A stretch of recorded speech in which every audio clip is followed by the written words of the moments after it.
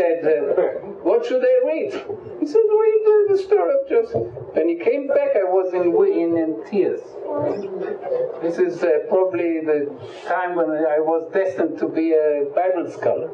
Anyhow, about biblical narrative, I was in tears. So then I imagined that Joseph got some kind of a ring with all the keys of all the cells in the prison in Egypt, except one key, to leave the house. He was not able to free himself. But inside the prison, he was the most free person. So one morning, as you remember, he sees two Egyptian ministers in a deep depression, and he brings them the tray with breakfast, and he says, oh, you want also psychological treatment? They say, yes, we need psychological treatment. So they said, we had horrible dreams and we cannot decipher them. You say decipher? So the one who had a good dream was very courageous to tell his dream. The other one, he waited. So he tells his dream. It's a wonderful dream. I can't even spend a minute. What is so important about the dream is that everything happens very quickly. So good dreams, you know, they happen quickly without any hindrance. And Yosef says, in 3 days you will be, how do they call it in Russia? Yeah, but rehabilitated, right. In 3 days. And so the other one gets courage, and poor guy, he had a nightmare. The second dream is more important psychologically. Imagine that you have here all the loaves which you have baked for Pharaoh, and birds are eating them. Birds are eating them. So what do? You put them down and drive away the birds. But once you put it again on your head, you see that they are picking again. You are caught in a nightmare. You can do only one thing to awake. It's a very slow dream. So the poor guy tells Joseph the dream, and Joseph says, in 3 days, Pharaoh will review your case and will hang you. And birds will pick up your flesh. Which shows us that Joseph is able to decipher good dreams and bad dreams. No, it's only half a job done if there would be one dream. But there is a rule in this story that all dreams are doublings. He had 2 dreams, in the prison there are 2 dreams, and Pharaoh will dream 2 dreams. And then he says to the cupbearer, if you are released from prison, say a good word to Pharaoh, because I've been stolen from the land of the Hebrews. He doesn't tell us who has stolen him. Yeah, but you know, he doesn't say by my brothers, but I have been stolen from the land of the Hebrews. And here I didn't do anything for being thrown into the pit. ולא זכר שר המשקים את יוסף וישכחנו. And the barkeeper did not remember what Joseph has asked him and forgot all about him. Which we call, how do you call it in English? כפיות טובה? Ingratitude. We know this. This is a very disturbing midrash which Rashi quotes. Rashi says, and now, as you know, Yosef will have to spend 2 more years in prison because this guy was ungrateful. So Rashi says, why did Joseph to be in prison 2 more years? Because he trusted men and not God. And I allow myself to say that this is a Haredi midrash. We Zionists believe that he did something good. Shouldn't he try hard to get out of prison? It's a sin. In Haredi language it's called hishtadlut. How would you say Ishtadlut in English? Ishtadlut.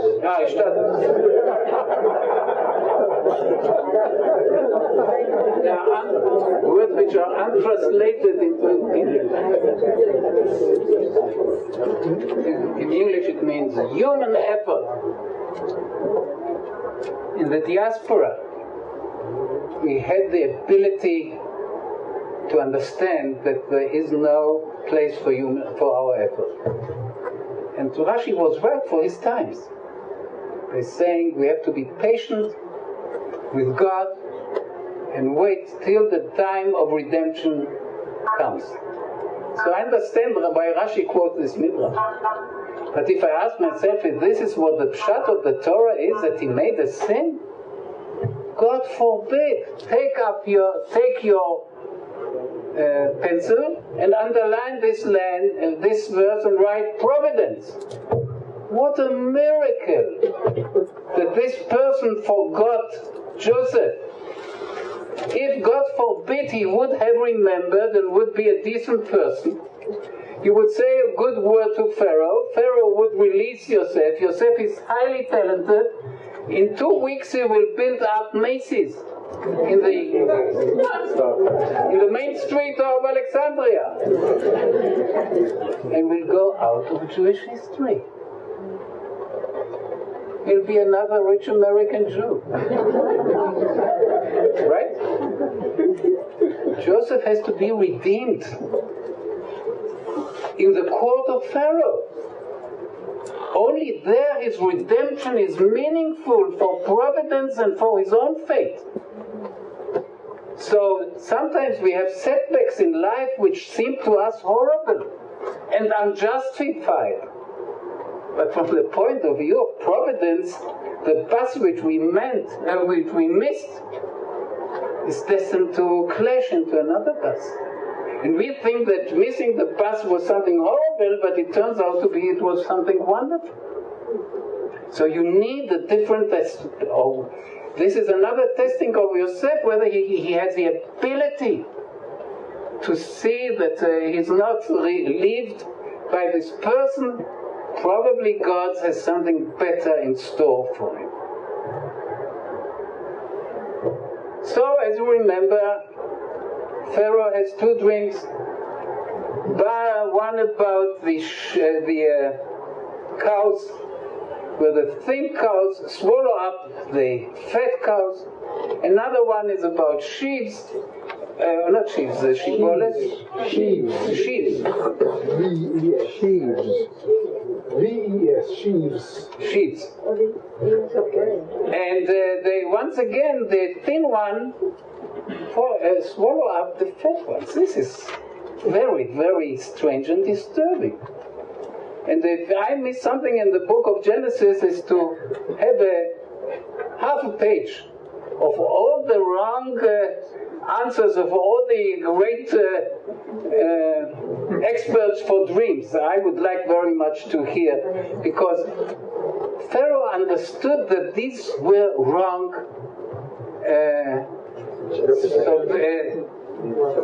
interpretations. It's very intriguing, but you know the Torah has very short story.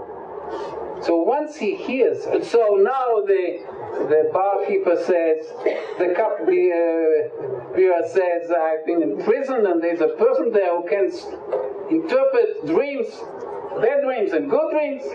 So Pharaoh says, rush him to him. And we have another very important verse, and they gave him a haircut and changed his clothes. And we understand, and Joseph understood, that his fate changes, that if his garments change to the good, his fate also changes for the good. And now Pharaoh tells him his dreams again. And Joseph, this arrogant lad in the land of Canaan, says, Le'Elohim Pitronim. In a very modest way, he says, the answer is given by God, not by myself. If I'm graced by divine help, I will be able to answer your questions, but it's not me, it's God. which we did not believe that he would change to that degree. And he says, what does it mean? Where do we have in life such a situation that the fat one is swallowed up by the thin one? If bad years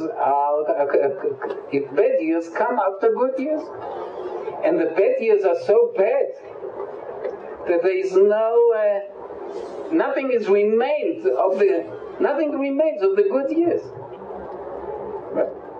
So this is a very convincing interpretation of the dreams. It says the 7 cows are 7 years, and in 7 years, after the fat years, there will come thin years where Egypt won't be able to survive these years. So he is volunteering an advice to Pharaoh. This man has self-confidence. And he says, you should nominate a minister in charge of preparing Egypt for the bad years. And if you collect enough food, Egypt will survive.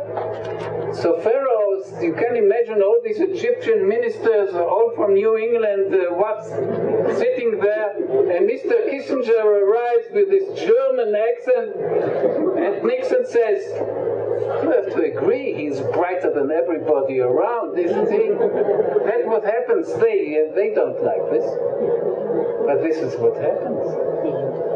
And he changes the garments of Joseph, and he gives him his ring, and he says, Revit Zahav al Tzavaro, you have it with Mordechai, you read it in the Megillah, but it's actually happens for the first time in our story. The garment of sovereignty is given him again, and for good. And because he merits it, not because his father wants to favor him. He really merits this garment. And all of Egypt is falling down before Joseph, except his brothers. And you know, they are much more important for him than all of Egypt. Now, this person who likes to annoy me every time I come with very difficult questions asks me, why didn't he write a telegram to his father? Why didn't he send a postcard with the pyramids and says, Father, don't bother, I'm alive? This question is asked by Ramban, the other commentators. Very good question. Which means all those who asked it actually means that you say that Joseph changed. It did not change so much. He is still absorbed with himself, isn't he? So I give you 5 minutes of my time to answer this.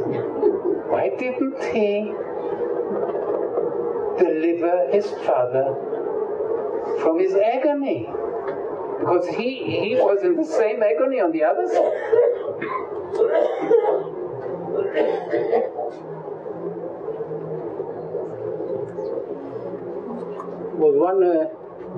Were two Mefarshim who suggested this answer which I give you. One was Rabbi Yehuda Chassid, the other one was Bechor Shor. Imagine that he writes this message. You say Yaakov is very happy, Od Yosef Chai, and he convinced the 11 children, and at dinner time he says, how did he reach Egypt? I want to know, how did he? I send him to you. You are responsible for it. It will take Yaakov a week to find out the truth. Maybe Binyamin heard about it. Maybe Reuven will think that time has come for truth in this family. How long can you keep a secret? And the house of Yaakov would be destroyed forever. Because Yaakov will be now the father of children who not only hate each other, who not only don't speak to each other,